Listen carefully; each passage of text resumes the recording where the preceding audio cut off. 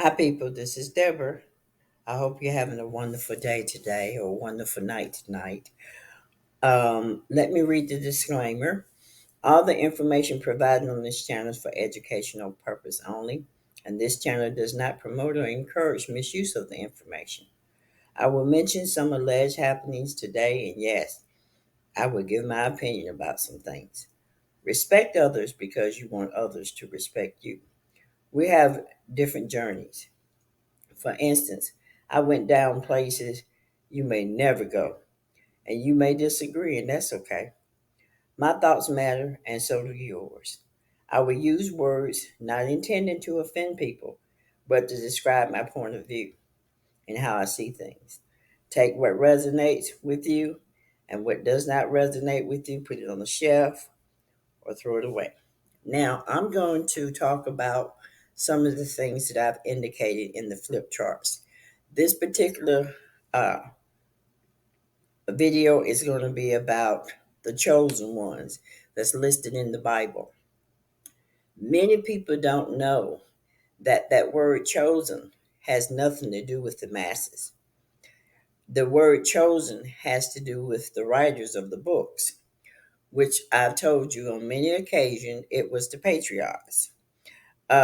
They're considered themselves chosen. Now, in my experience with them, whenever I was acquainted with them on many occasions, they're very egotist people, full of pride, full of arrogance, and actually they themselves call themselves lords and gods.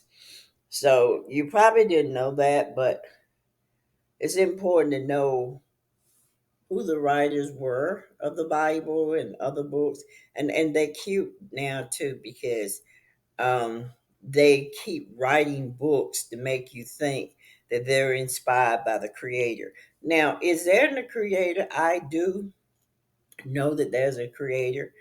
They say that the creator is not feminine and masculine gender, but I know that the creator is feminine and masculine because I am feminine and masculine. I see my feminine traits. I see my masculine trait. They have nothing to do with sex. Okay. So just to let you know, it's all spiritual. But anyway, so I wanted to say in religion, chosen refers to individuals and group believed to been selected or favored. For instance, in Judaism, the term chosen um, people is used to refer to the Israelite, which is broken down as Isis Ra'el. Remember that the Masons translated the Bible into information to keep the masses outside of themselves while they enjoyed heaven on earth. These guys operate from the ego, which causes you to be spiritually blind, and your focus is on earth and you fake the spiritual. Now, one of the things that, in my observation, is pride. Pride can be a positive trait based on a sense of accomplishment, sense of worth, and satisfaction derived from personal achievement or qualities. It involves a healthy recognition of one's abilities, skills, and values. Pride can also motivate individuals to strive for excellence and maintain self confidence. However, excessive pride and arrogance can lead to negative consequences, which is what I see a lot with them. Now, factors that contribute to pride: personal achievement, accomplishments in various areas of life, such as academic, career, sports, creative endeavors, can contribute to a person's sense of pride. Self esteem and self worth. Individuals with strong and healthy self esteem will likely be proud of their abilities and qualities. However, it is unhealthy when one mind tells one that they are better than the other. Remember, everything is duality here. So you should confidence without belittling others, humility and willingness to learn from others, celebrating personal achievements without diminishing others' accomplishments. Egotist. Egotism, on the other hand, is characterized by an excessive focus on oneself, often accomplished by an inflated sense of self importance and disregard for others. Egotism, individuals tend to prioritize their own needs, desires, and opinions above those of others, often seeking constant validation and admiration. Factors that contribute to egotism: insecure, insecurity and low self-esteem. Egotism can sometimes stem from deep-seated insecurities. An individual uses self-centeredness as a defense mechanism to protect their self-image. Lack of empathy. An egotism individual may struggle to empathize with other perspective, feelings, or needs as they are primarily preoccupied with their concerns. I'll give you, for instance, one thing I do like about the fraternity, they are working people. Many of them have their own business, and people outside of their organization that may not be working, they look down on those people. That needs to change.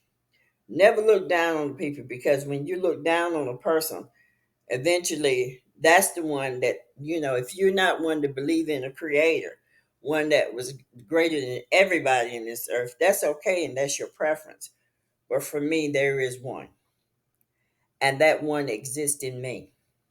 And any knowledge or anything of value comes from that creator inside me.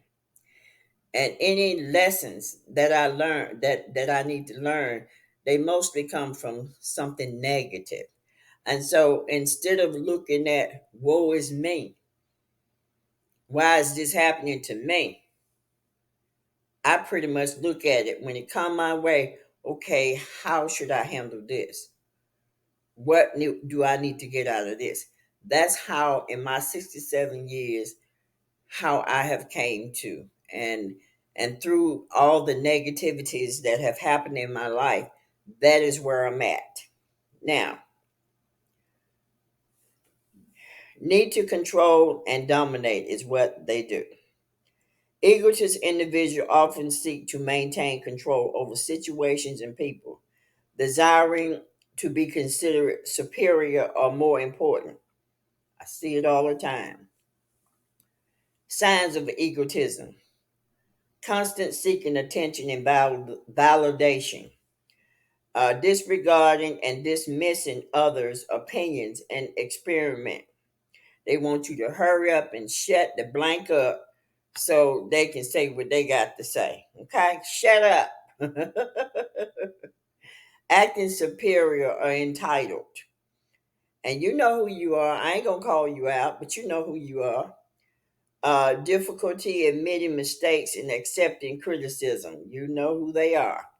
It's important to note that pride and egotism exists on a spectrum. Individuals may display varying degrees of these traits depending on situations and their overall personality.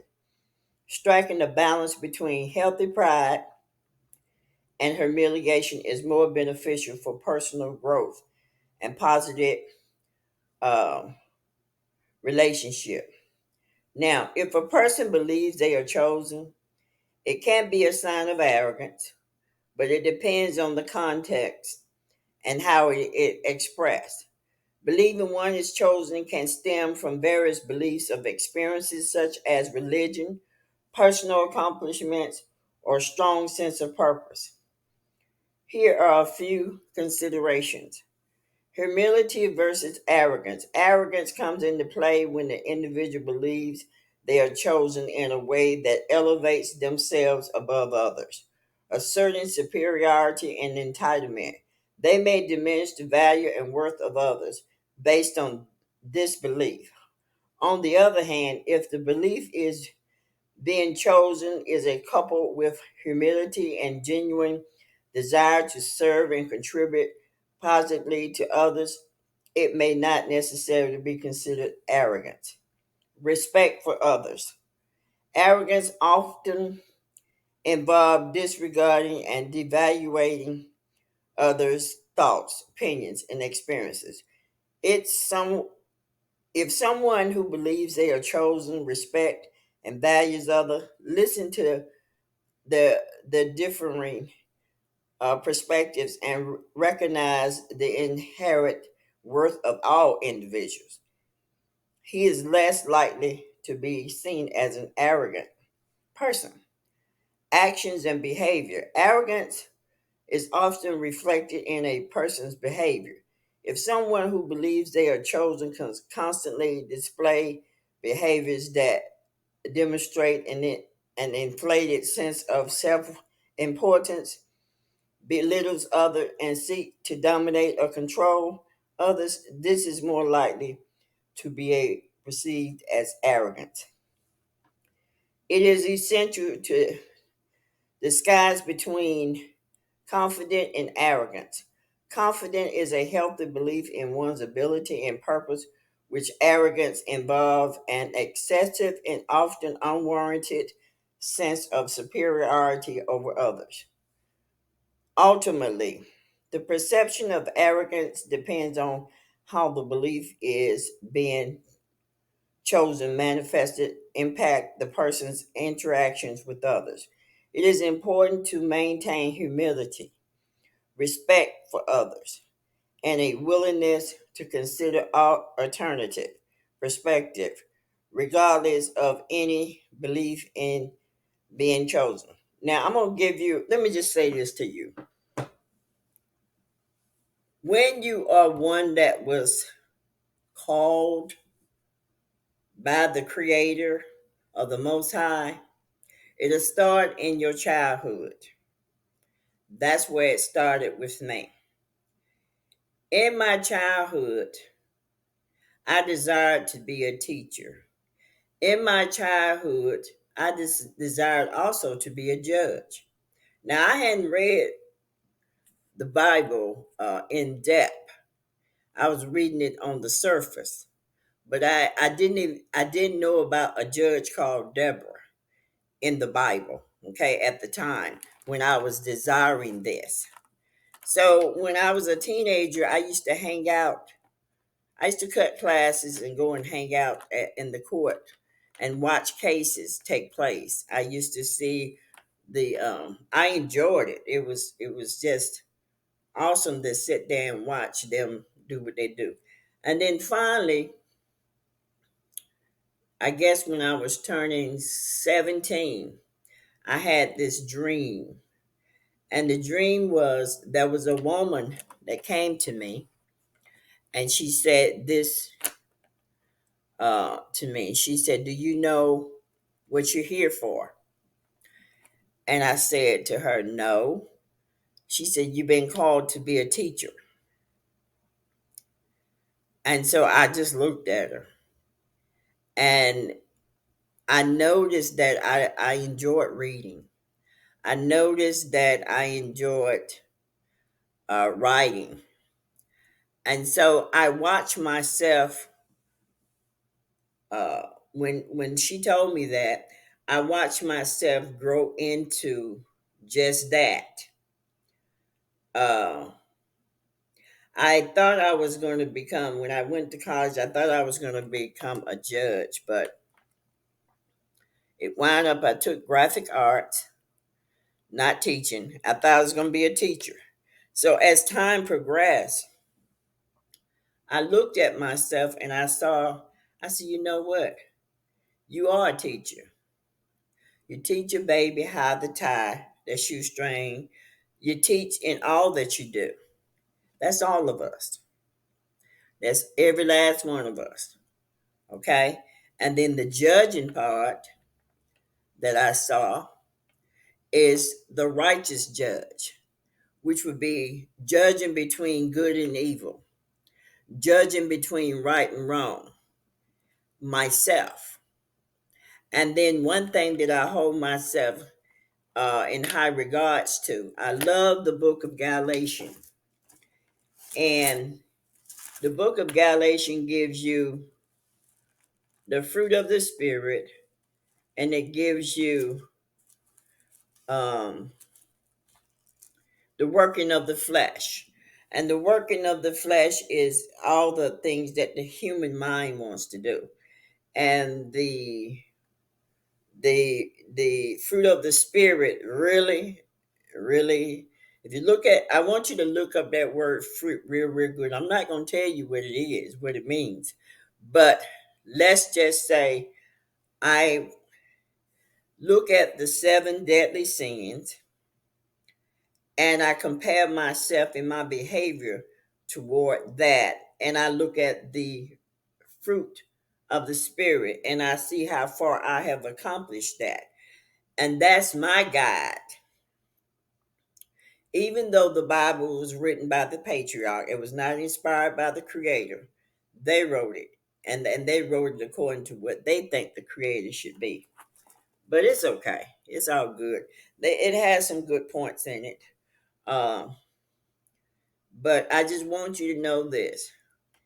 If you are one down here and you think that you're special and you're more special than everybody else, that's not a good way to think, because every individual down here has a task.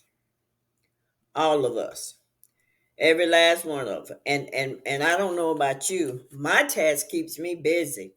My task keeps me so busy I can't even begin to try to be jealous of nobody else. And when I look around and I see beauty from a physical standpoint. I see good looking women, I see good looking men. I was gorgeous when I was young. I'm not so gorgeous now that I've gotten old, and that's okay. I'm okay with that. You got to be okay with you. And guess what? It doesn't matter what other people say, because you there's a difference between confident and egotist. Confident does it in humility, which is what I'm doing right now. I'm fine. I don't need encouragement. So, ooh, Deborah, you're beautiful. Because I know, and within myself, I know that I'm a beautiful person, and I'm good with that.